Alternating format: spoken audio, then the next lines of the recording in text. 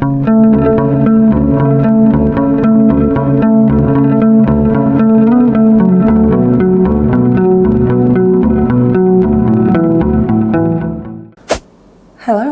welcome. It's Wednesday morning and I've just woken up recently and I thought, you know what, let's start the day by drafting the trousers that I want to say for this project. I have this beautiful linen fabric in mind to use. This is a bit of a thicker linen, which will be perfect for trousers or dresses because it's not see-through. Like, it's not that linen that you get for your shirts that is, you know, nice and flowy. This one is flowy as well, but it is quite heavy. So I hope it will drape like very nicely. So this is the fabric that I have in mind for the actual trousers. And this is what I'm going to use for the lining. This is just plain, like milky white linen, like shirt weight. So nice and quite like transparent. But you know what? For my pocket bags and for all the bias tapes, this will be absolutely perfect. So this is what I intend to use. And style-wise, like here are a few inspo photos that I found on Pinterest. The main feature I want this pants to have is, okay, a few nice big pockets, the ones you get on like male trousers, like the ones that actually fit your phone and your hands and everything that you need. Another thing is I don't want to have two pleats at the front. It's not that I don't like the look of those, but I really like this pleat design when they look like a pinch. This is my goal. This will be the third pair of pants that I draft myself. So I have got a basic block that I'm gonna start with right here in front of me. And let's just chat while I transfer my basic block on the tracing paper. Here we are. Let's start with the front of my pants. And while I do this, I just wanted to talk to you about all of this like pattern making thing, because I'm fairly new to it. I've been sewing for quite a few years. Like my household always had a sewing machine or even multiple sewing machines. So I grew up watching people create their own garments. So for me, it was not a skill. It was just something that like you did. What my mom did, for example, was she would take those sewing magazines, the ones that have the big insert with all of the patterns and all the sizes on them. She would take those ones and, you know, she would just trace them, connect together, sew together, and have a nice garment. You need to purchase your patterns individually right now, right? Come on. Okay, what was I saying? I was saying that now you have to purchase your patterns individually, and sometimes you can only purchase one size, which is, you know, I'm okay with that. But for example, I have experience purchasing a pattern that only came, like it came in a range of sizes, but you could purchase only one size. And what happened to me was that I made that dress, and then I thought, after like 5 years, I was like, I think I want to do one more of those. And the thing is, I lost a few kilos, and the one that I had purchased was too big for me. And I was like, okay, let's cut, you know, here and there a few centimeters, and this is gonna be it. But you know what? I'm not a professional dressmaker to know where to cut and where not to cut. So I just went with my gut and hoped for the best. And you know, the result was quite okay. Maybe if I did purchase the new smaller size pattern, I would yield like the same result. But you know what? I want to know what I'm doing. And the thing with this purchased patterns is that you would purchase those PDFs that you need to print out, tape together, and then cut. And I hate doing that. Like, I have the fabric, I really want to make this garment. Those steps of going somewhere to print those patterns, explaining to the girl operating the copy machine how I want these to be printed and why that is important. And I don't know a printer in my house because the only thing I need printed are the patterns, and I don't sew that much. Like, I don't print patterns every single day. So, you know, it's just not, I just don't see why I should like purchase a printer just for that. This process of going somewhere, printing it out, then coming home, and then you're like, I'm gonna finally start sewing it, but no, you need to tape all of that bad sheet together, bad sheet of paper. I just don't like it. And I thought, you know what? I'm gonna explore this path of learning how to create my own patterns. I have all of this experience from years of sewing and sewing purchased patterns and seeing like how people design their patterns. I do have experience working with those, making those, and I can just like in theory get that inspiration from Pinterest and just go for it. I just get this roll of tracing paper out, get my base block, and there we go. I'm already sewing, like I'm already doing something and I'm enjoying it. So you know what? This will be an experiment and I'm not sure if this will look good, but I will be certainly proud of it. This is what we're doing, and I don't want this pair of trousers to be something fancy. Like, they will be quite fancy because of the fit, right? Because for me, like high-waisted, fit at the waist, nice and flowy at the bottom, like this is quite fancy. But still I could wear this with my regular shoes and be okay. I can do like a nice blouse and this will be a very formal wear. Or I could just do a t-shirt and it will be a nice relaxed fit to go to the mall or whatever. So this is the plan. There we go. And the dart.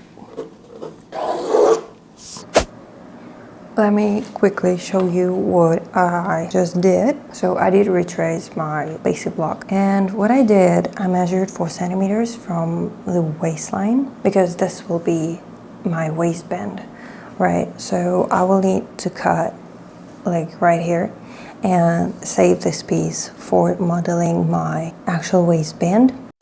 I've reached a point where I have no idea what I'm doing because I've never done this before. Like I've never included pleats in my trousers, in my pants before.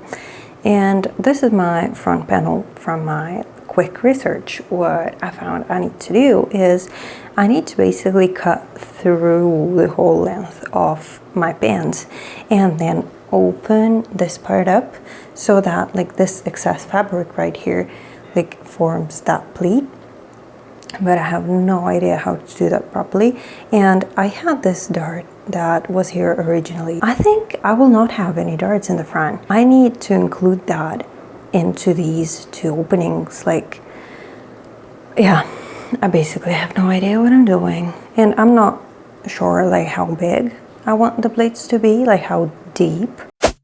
So this is the front panel done. I actually thought these openings will be much more dramatic, but when I tried to do that, my hips became much fuller. And this is what I didn't actually want. Like I want this fitting quite nicely in my hips and waist area.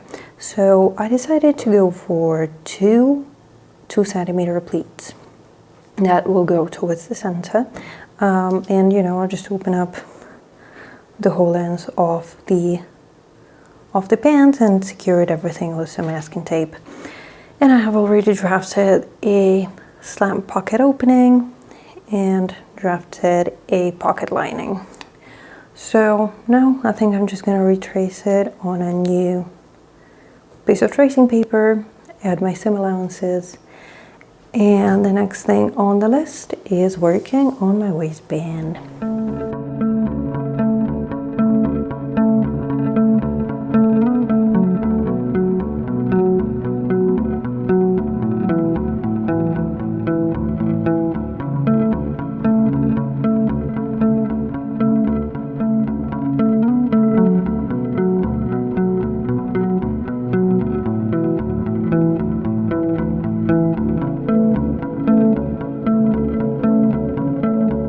Okay, let me tell you quickly what I did here. So I had these 2 pieces of the waistband, the back waistband and the front waistband. What I did was I basically taped it at the side seam, and I did close all of the darts that I had, because I don't need any darts in my waistband. So I've got my flower over here, the center front, and this is the center back.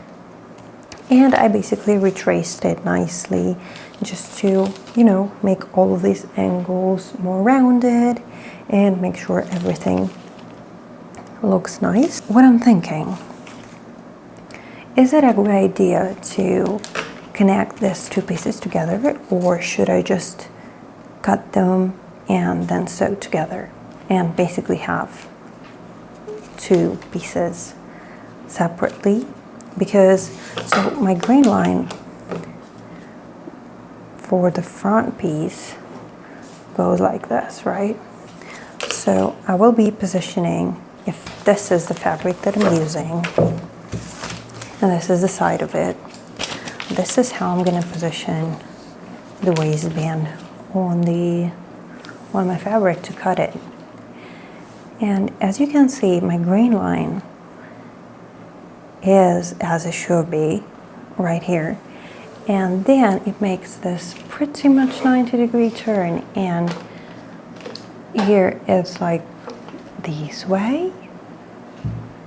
So I'm not sure if this is the correct approach, if I should just cut it in half and, you know, do one piece like that and the other one like this, or whatever it will go. I'm thinking I'm gonna reinforce the waistband anyways, so it won't stretch anyways. So I'm not sure. If I reinforce it, it's gonna be okay, right? Let's hope so and see. I think I'm in trouble, and I'm not sure how big the trouble is. This is my front panel. This is my back panel. How it's normally like supposed to work is that this side seam, you will need, like I will need to attach my bands right here with the side seam, right? So these two lines need to be like pretty much like the same, like at least somewhat the same, and I'm good like right here. So this part has seam allowance, this one doesn't. So okay, we're good, and we're good just about the ending of the pocket lining, and then things go pretty much bad. Like, I don't know if this is a problem, because like up to here, this is the area where these pants need to like fit and sit well and not have any creasing and all of that. Up to here, we're good. And then my back side has this curve that the front one doesn't have, right? This is the front one. And this is because I cut this part and basically made the side seam more straight. I don't know, am I in trouble? Do I need to do anything? Like, do I need to cut this? Because if I do, my front panel is gonna have this really strange curve, like right where my legs start. Like this is where my legs, right? This is where they start. I have no idea. One option is cutting the front side to match the back. The second one would be adjusting the back part. And this would mean eliminating this curved line here and making it more straight.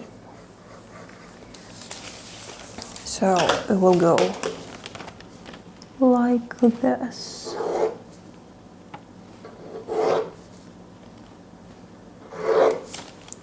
Like this. But this is a tricky area, right? Like this is right under my bum. And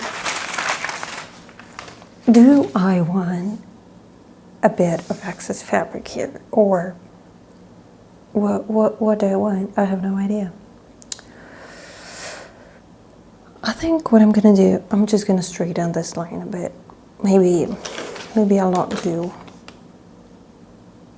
Maybe I'll do it just like a little bit. Just a little. Just like 0.03 centimeters. And we'll see what we get.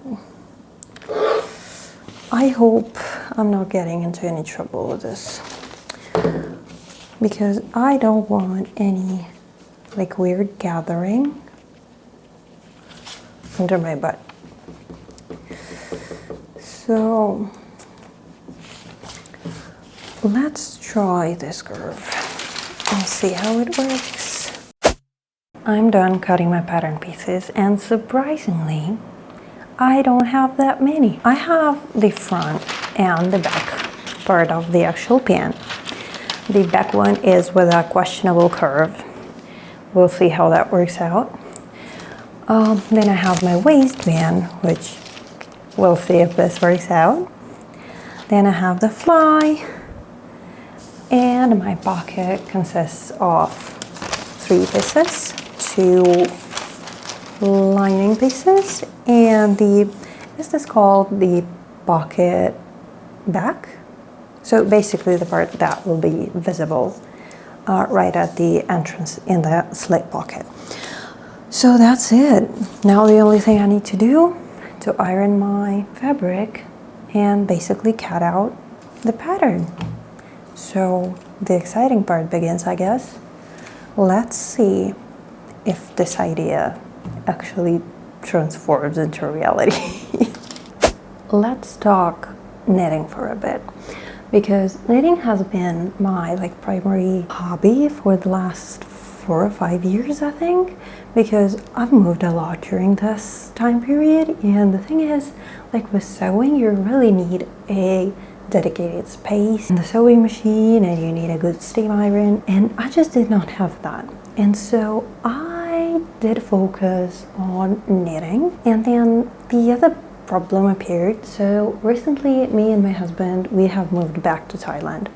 We used to live here before, then we moved back to Europe, and now we're back in Thailand. I'm from Eastern Europe, and we get winters there, and I enjoyed so much knitting those nice wool sweaters, comfy cardigans, and I had to leave all of those behind because I don't need those here in Thailand. And the thing is, I have this urge to knit, right? Even if I'm even if I don't need all of those winter clothes. So, and I'm in a bit of a knitting existential crisis. What do I do? Do I knit only summer garments? Well, I don't even need summer cardigans here. 99% of the time you wear a t-shirt and you're good. You don't need a second layer. So basically what I can knit here and what I can wear are maybe linen tops, but how many do I need? And to be fair, cotton and linen are not my favorite things to knit with. I much prefer sewing with those. So I have no idea what to do. The second problem is that it is quite hard to find knitting yarn here. They do sell all of this cotton and acrylic yarn, but getting your hands on nice quality wool, I'm not saying even cashmere or yarns like that, it's really hard here. You can buy things online, but you're very limited. I think you can find 2 brands that I used to be able to find in Europe. You don't get the color varieties that you want, so you're very, very limited. I don't know if this was fate or something, but I was randomly browsing this online shopping platform that we have here, and what I found is a seller that had some yarn on cones, the very thin yarn that you would get if you knit on a knitting machine. I think those are leftovers from a factory or something that does knitted clothes, but they do it on a machine, and I'm not a machine and I don't have one either, and I don't intend to buy one.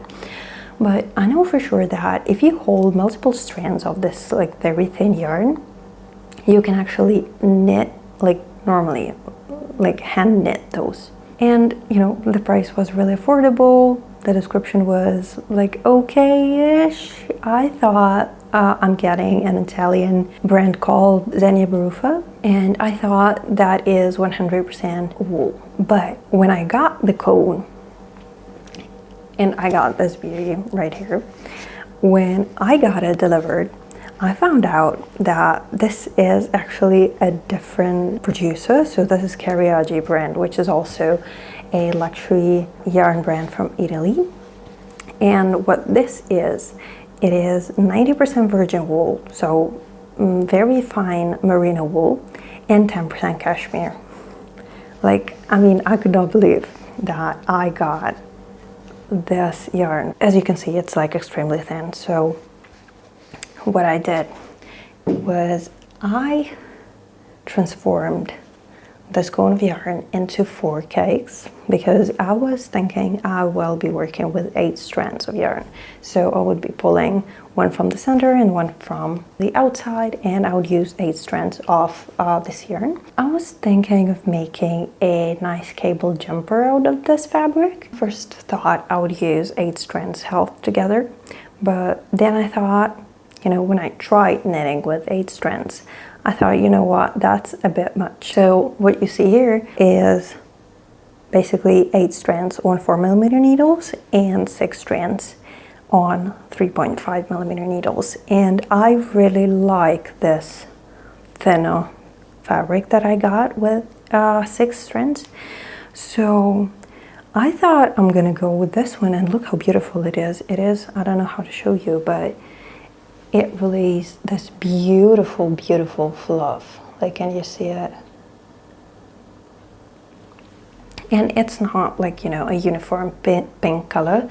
It has some gradient to it, so it's whitish pink.